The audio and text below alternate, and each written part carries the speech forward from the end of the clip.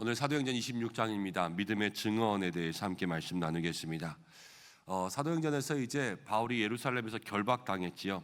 결박당하면서도 담대히 복음을 전했습니다. 그러다가 벨릭스 왕 때에 이제 감옥에 갇히게 되었는데 한 2년 정도 감옥에 갇히게 됩니다. 그러면서 유대를 다스리는 그 왕이 바뀌어서 이제 베스도라는 왕이 되었습니다. 바울이 여기서 재판받을 것이 아니라 나는 로마의 황제에게 상소하겠다, 나는 가이사에게 가겠다, 이렇게 상소의 의사를 밝히니까 이제 베스도로부터 로마까지 보내야 되는데 여기 유대의 한 지역을 다스리는 왕이 아무 이유도 없이 그냥 사람을 로마까지 보낼 수는 없지 않습니까? 그래서 다시 아그리빠라고 하는 이 왕족의 한 사람을 불러다가 이 사람을 보낼 만한지 물어봅니다. 베스도 또 아그리빠 이런 사람들이 계속해서 차례대로 바울을 신문하는 거예요.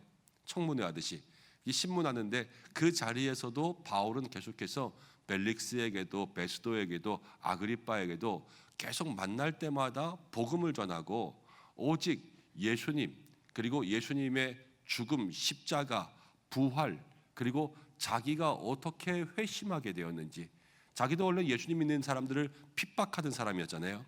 근데 지금 변화되었잖아요. 이 바울도 회심했단 말이에요. 회개하고 복음을 믿어서 주님의 증인이 되었어요. 그래서 사람들에게 이야기하는 것은 모든 사람들도 회개하고 주님을 믿어서 증인되라, 이것을 계속해서 이야기하면서 여기까지 옵니다. 그리고 오늘 아그리빠와의 대화가 여기에 기록되어 있는데요, 우리가 말씀을 생각하면서 이런 생각할 수 있죠. 여러분, 신앙생활이라는 것이 무엇이냐? 신앙생활이라는 것은 오늘 우리가 하는 것이 신앙생활이에요. 이렇게 교회 나와서 예배드리고 하나님 말씀 듣고 또 그렇게 살아가는 것이 신앙생활이지만 이게 신앙생활의 다는 아니라는 거예요. 신앙생활의 다는 아니다. 늘 여기서 찬양하고 마음에 감동받고 기도할 때 우리가 눈물 흘리고 그래서 말씀 들을 때 아멘하고, 이것이 신앙생활이지만 이건 어떻게 보면 교회 생활일 수가 있어요. 신앙생활이라는 것은 더 폭넓고 더 많은 것이거든요. 말씀을 듣고 찬양하고 기도하면서 어디로 나가냐? 세상으로 나가는 거예요. 어떻게 보면 예배는요, 신앙생활의 시작이에요. 시작이고 그 중간에 실전은 어디냐면요, 가정에 가시는 거예요. 그래서 가정생활 속에서 찬양과 기도와 말씀이 있게 믿음의 실천이 있고 또 받은 은혜 가지고 직장으로 가시는 거예요. 그래서 거기서 살고 이웃과 내가 함께 만나고 또 관계하는 모든 교제 속에서 예수님의 이름을 증언하는 것, 그게 신앙생활의 대부분이죠. 사실은 일주일에 한 번, 하루에 1시간 또 그렇게 나와서 교회에서 예배드리는 것만으로 신앙생활의 끝, 이게 아닌 것처럼 우리들의 삶은 24시간 매일매일의 삶이 하나님과 동행하는 삶이 되어야 되는 거 아니겠습니까? 그렇게 보면 바울이요 그래요. 복음 들고 선교여행 가는 것뿐만이 아니라 바울은 선교여행을 할 때도, 잡혔을 때에도, 신문당할 때에도 다 선교사예요. 24시간 선교사예요. 바울은 숨 쉬는 것, 말하는 것, 먹는 것, 행동하는 것, 일하는 것까지도 바울은 다 믿음의 삶을 살았다는 것이죠. 올 한 해 우리의 삶도 그렇게 되기를 간절히 소망합니다. 삶의 자리에서, 세상의 모든 자리에서 우리가 믿음 이긴다 그러면 교회 안에서 믿음으로 열심히 사는 것뿐만이 아니라 세상에 나가서 밖에서도 믿음으로 이기는 그러한 삶을 살 수 있는 저와 여러분들 되기를 간절히 축복합니다. 그러면서 이제 26장의 19절부터 보면 이제 아그리빠 왕 앞에서의 이제 바울의 법정 진술 같은 그러한 장면들이 나오겠어요. 19절이 아그리빠 왕이여 그러므로 그랬죠. 그러므로라는 것은 앞에 무슨 얘기가 있는 건데, 아까도 말씀드린 것처럼 바울이 아그리빠 왕 앞에서 예수님의 십자가, 부활, 그리고 자기의 회심, 이런 것들을 다 이야기했어요. 그러면서 하늘에서 보이신 것을 내가 거스르지 아니하고, 하늘에서 보이신 것, 바울이 자기가 받은 사명, 우리가 지금 계속 얘기하고는 미션, 하나님께서 내게 주신 것을 나는 거스르지 않고 열심히 했다. 20절부터를 보면 다메섹과 예루살렘에 있는 모든 사람과 유대 온 땅과 이방인에게까지 회개하고 하나님께로 돌아와서 회개에 합당한 일을 하라 전함으로, 이게 바울이 받은 미션이었어요. 그래서 사람들에게 다 유대 땅까지, 모든 사람들에게까지 회개에 합당한 일을 하라고 전도하고 있는 거예요. 여러분, 근데 21절 가운데 보니까 유대인들이 나를 죽이고자 했다. 힘들고 어려운 환난과 핍박들을 많이 만나게 되었지만 이 생명의 위협까지 받았지만 22절에 결국은 어떻게 되냐면요, 하나님의 도우심이 있었다 그래요. 여러분, 믿음의 삶은 하나님이 도와주실 줄로 믿습니다. 우리가 이 한 해를 살아가면서 어떤 어려움들이 있을지 잘 알지 못합니다. 저도 방학이긴 하지만은 다시 이번 주부터 특강들이 있어서 새벽 예배 끝나고 학교 가고 그러기 시작했어요. 이 한 주간은 좀 제가 학교에 왔다 갔다 해야 될 것 같거든요. 같이 만나서 이야기하고 또 교수님들로부터 강의도 듣고 이렇게 하다 보면 다들 어렵다고 그렇게 이야기하고 또 다른 모임들도 이렇게 참석하고 그러면 다 사는 것이 힘들다 그럽니다. 정말로 주님의 도우심이 필요한 때예요. 혼자 할 수 있으면 다 혼자 해버리죠. 그렇지만 혼자 할 수 없는 그런 시대를 사는 거 아니겠습니까? 먼저는요, 믿음이 혼자 서기 힘들어요. 이 시대에 믿음을 지키는 것이 참 힘든 것이 많은 사람들이 교회를 신뢰하지 않아요. 현재 여러 가지 조사들에 따르면 최근 나온 조사가 기독교의 신뢰도가 14%래요. 100명 중에 14명만 교회 다니는 사람들이 믿을만 하다는 거예요. 그만큼 교회에 대한 신뢰도가 떨어졌다는 것은 우리가 열심히 신앙생활 하면서도 세상 가운데 나가지만 내가 하는 것과는 정반대로 나는 열심히 해도 믿어주지 않는 사람들 만난단 말이에요. 그러면요, 얼마나 실망스럽고요, 얼마나 절망스러워요. 믿음이 힘을 잃죠. 그러나 끝까지 그것을 포기하지 않고 나아갈 수 있는 것은, 여러분, 우리 혼자 나아가면 안 되지만 성령에 매여야 돼요. 그래서 주님이 우리를 도우시는 거죠. 그래서 나의 힘으로 가다 넘어지면 주님이 이끌어 주시고, 내가 하다 부족할 때 하나님께서 나를 도우사 밀어주시고 인도하시는 그러한 역사가 있어야 된다는 거예요. 가정도 그렇지요. 여러분들 가족의 구원 위해서 그렇게 열심히 전도하다가 1년 지나고 2년 지났는데 형 교회 나올 기미가 안 보여요. 그럼 대부분 그게 그냥 낙담되고 포기돼요. 그래서 마음은 있지만 행동에서 더 이상 나타나지 않게 돼요. 말하는 것도 힘들고 말하면 싸우고, 그러니까요, 그냥 아유 어떻게 이러기만 하고 우리의 모든 삶이 소극적으로 변한단 말이에요. 누가 도우셔야 되냐? 주께서 도우셔야 돼요. 우리의 삶과 방법이 아니라 하나님은 더욱더 기발하고 신묘막측한 방법으로 우리를 인도하실 수 있잖아요. 내 방법으로 해보다 안 되면 주님의 방법이 나가야 되는 거 아니겠습니까? 이게 하나님의 도우심이라는 거예요. 올 한 해를 살아가면서 정말로 날마다 주님 도와달라고 우리의 믿음의 손을 높이 드는 여러분들 되시기를 바랍니다. 그러면서 이제 바울이 계속해서 아그리빠에게 복음 전하니까요, 24절 말씀 가운데 이렇게 이야기해요. 바울이 이같이 변명하매 베스도가 크게 소리내어 이르되 바울아 내가 미쳤다. 내 많은 학문이 너를 미치게 한다 하니 25절 바울이 베스도 각하여 이렇게 말하면서 내가 미친 것이 아니요 참되고 온전한 말을 하나이다 이렇게 이야기했습니다. 계속 듣다 보니까요, 베스도가 이제 네가 미쳤구나 이렇게 이야기하는 거예요. 그런데 바울이 나 미친 거 아니라요 참되고 온전한 말을 합니다 이렇게 대답합니다. 여러분 생각해 보세요. 바울이 미쳤어요, 안 미쳤어요? 미친 것 같아요. 대답 안 하신 분들은? 바울 안 미쳤어요, 안 미쳤어요? 바울에게는 참되고 온전함이 있어요, 그렇죠? 근데 베스도는요 미쳤다 그러는 거예요. 지금 베스도가 보기에는 바울이 많은 학문 가지고 왜 이렇게 살아, 이 바보야. 왜 감옥에 있을 만한 일을 그렇게 해? 그냥 너 똑똑한 거 가지고 돈 벌면서 살지, 이 미쳤지 이러면서 이야기하는 거죠. 우리가 여기서 생각할 게 있어요. 바울을 보면서요, 베스도는 미쳤다고 판단하고 바울은 그 속에서 참된 말을 하고 있어요. 이게 뭐냐? 여러분, 신앙은요 판단을 따라서 사는 게 아니라 진리를 가지고 살아야 돼요. 이 사람이 미친 사람이에요. 그런데 두 사람이 있으면서 이 사람에게 괜찮네, 안 미쳤네, 그러면 이 사람은 안 미친 사람이 돼요. 그런데 반대로요, 이 사람은 정상적인 사람인데 주변의 사람들이 이 사람 미쳤다 그러면요 미친 사람이 돼요. 사람들에게 있어서 판단의 기준은 흔들려요. 여러분 세상이 그렇잖아요. 우리 사회적으로도 이슈가 되었던 것이 형법상에서 간통죄 같은 거.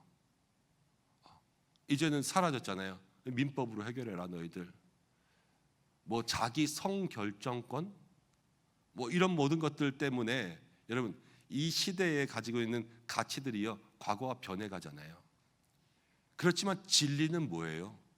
하나님 안에서 아름다운 사랑을 만들고 한 사람이 한 남자가 한 여자를 한 여자가 한 남자를 만나서 사랑하는 것, 주의 뜻 가운데 연합하는 것, 이게 진리 아니에요, 그렇죠? 이것들을 가지고 있는 것이 신앙의 사람이라는 거예요. 세상의 판단에 따라서 지금은 이게 맞아, 지금은 저게 맞아, 이렇게 살아가는 삶이 아니라 주께서 창세로부터 지금까지 우리들에게 말씀하셔서 지키라고 하신 그 법대로 살아갈 때에, 그때에 우리들에게는 정말로 믿음의 힘이 나타날 줄로 믿습니다. 그래서 믿음으로 이기는 삶은요 진리를 품는 거예요. 세상 가운데 사람들의 판단, 겉으로 보는 것, 드러나는 것, 이것대로 살지 않고 내 안에 가지고 있는 진리가 이끄는 대로. 이 진리는 누구예요? 예수님이시고 진리는 로고스 하나님의 말씀이에요. 그 말씀대로 살아갈 수 있는 여러분들 되시기를 축복합니다. 그러면서 이제 26절부터 보면 바울이 계속해서 얘기해요. 왕께서는 이 일을 아시기로, 이렇게 이야기하면서 이제 베스도에게 다 이야기했습니다.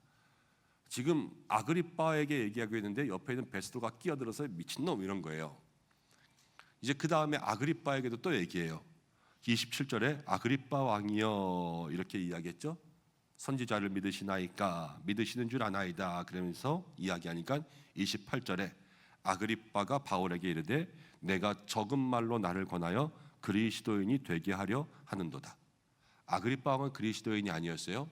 그렇지만 바울이 적은 말로 내가 나를 권하여 그리스도인 되게 하려 하는도다, 이 말을 가만히 생각해 보면 아그리빠 왕도 흔들렸던 것 같아요.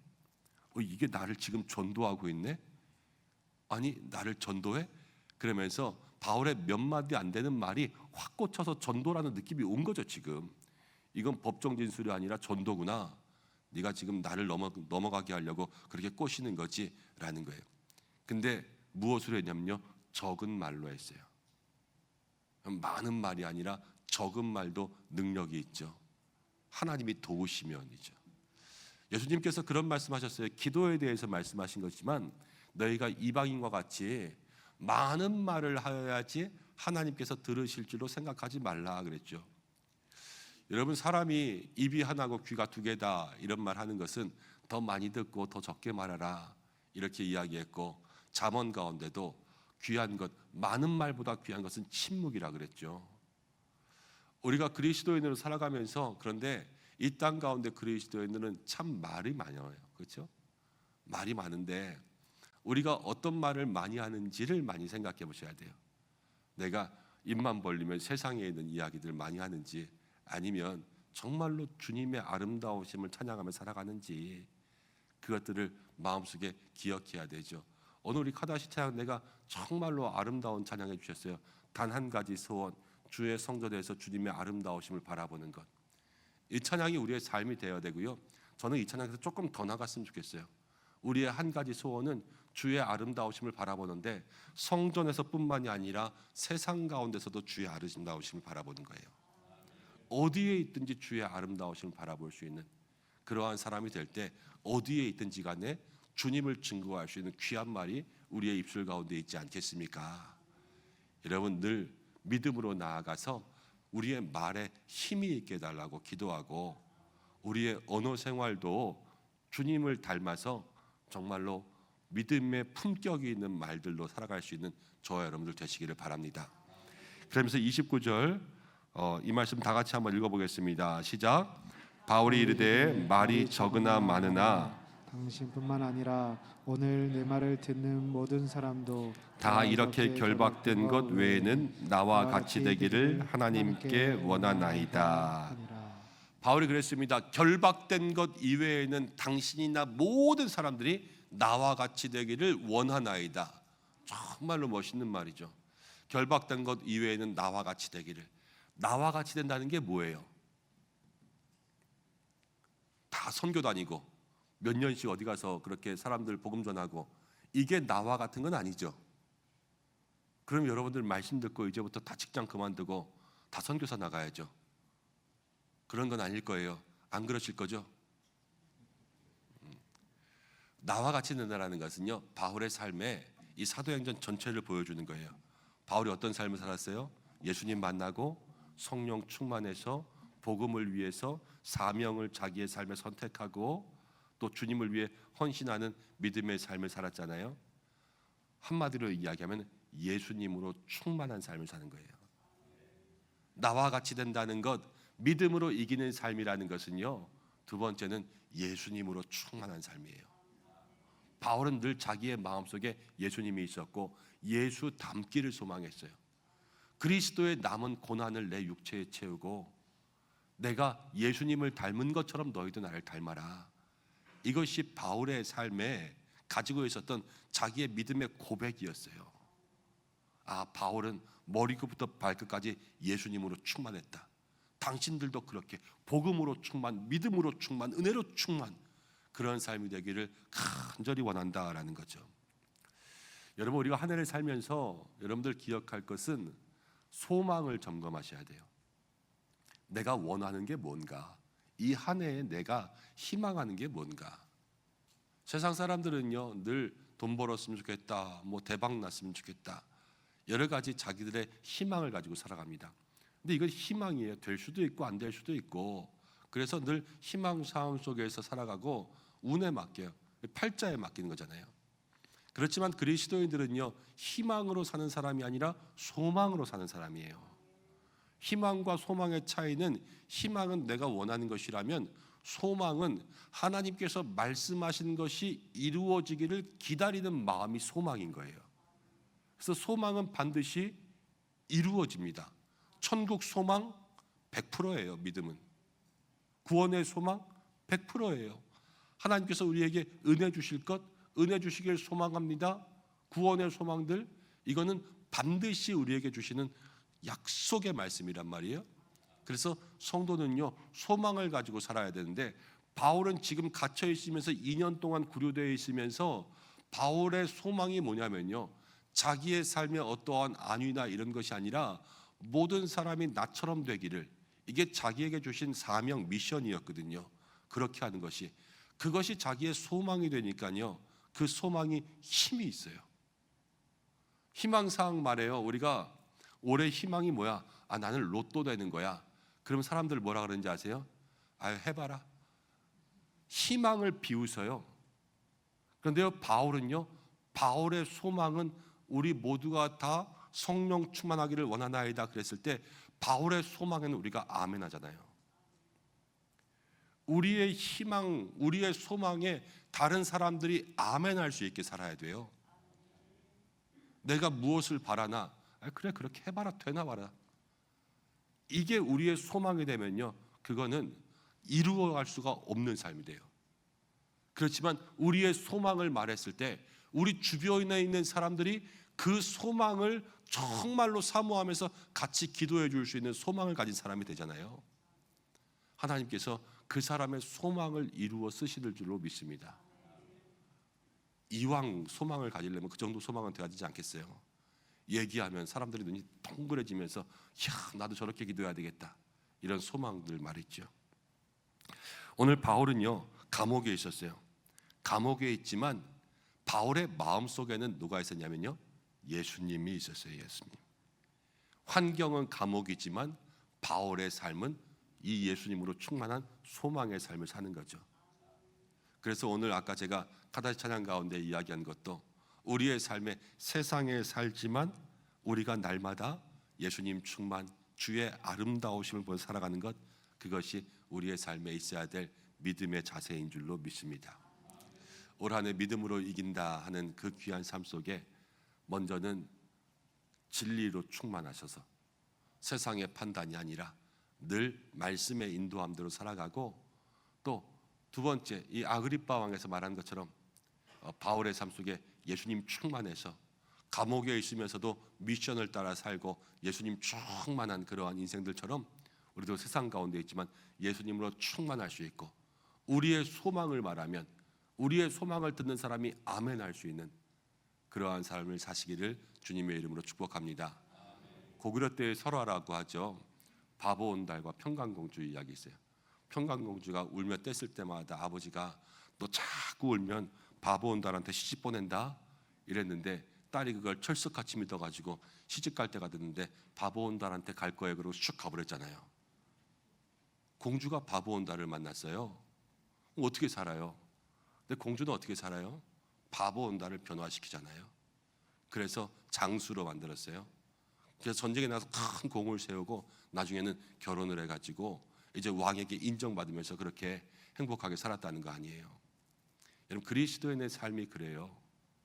어디에 가든지 믿음은 내가 간 곳에서 능력을 발휘하는 거예요. 사람들이요 금수저 은수저 그래서 주어진 환경 속에서 내가 태어난 것이 잘 태어났으면 금수저라 그러고요 또 은수저 이렇게 이야기하고 내가 태어난 것 별 볼일 없으면 그냥 흙수저 그러면서 그 주어진 환경 가운데 극복하고 뛰어넘으려고 하지 않아요.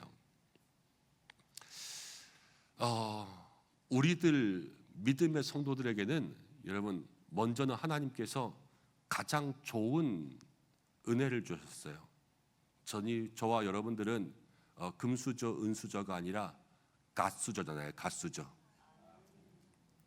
하나님 수저, 갓수저를 주셨는데 여러분 세상 가운데 이 세상의 환경 속에서 그냥 실패와 절망 또 낙심의 마음이 아니라 우리가 세상에게 주어진 환경이 되면 돼요. 세상 사람들이 우리의 갓수저를 물고 살아가는 거예요. 무슨 말씀인지 이해되시죠? 이 하나님의 은혜의 갓수저를 나만 물고 살아가는 것이 아니라 내게 주신 그것을 세상에 물게 만들어주는 거예요. 그게 우리가 가는 곳마다 세상을 변화시키는 거죠. 나만 갓수저를 물고 살아가면요 그냥 세상을 변화시키지 않고 나만 잘 사는 거예요. 그렇지만 내가 가지고 있는 숟가락 빼서 남의 입에 쑥 넣어주는 거예요. 너도 은혜 받아라. 너도 능력 받아라. 바울의 삶이 그거예요. 지금 나도 회심하고 구원받고 예수 믿고 복음 전하는 것처럼 너희들도 다 그렇게 되기를 원한다. 아멘 그러잖아요. 우리의 믿음의 삶이 하나님께서 주시는 은혜를 나의 삶에서 여러분들 그 은혜의 숟가락을 모든 가족에게 다 꽂아주시고 일터에 가서 여러분 그 은혜의 사탕들을 다 나누어 주시고 그래서 올 한 해 우리도 믿음으로 이기며 우리가 있는 모든 곳에 그 믿음의 맛을 볼 수 있도록 살아갈 수 있는 저와 여러분들 때 하나님께서 우리의 모든 삶 더욱더 큰 은혜로 채워주실 줄 믿습니다. 그러한 삶 사시기를 주님의 이름으로 축복합니다.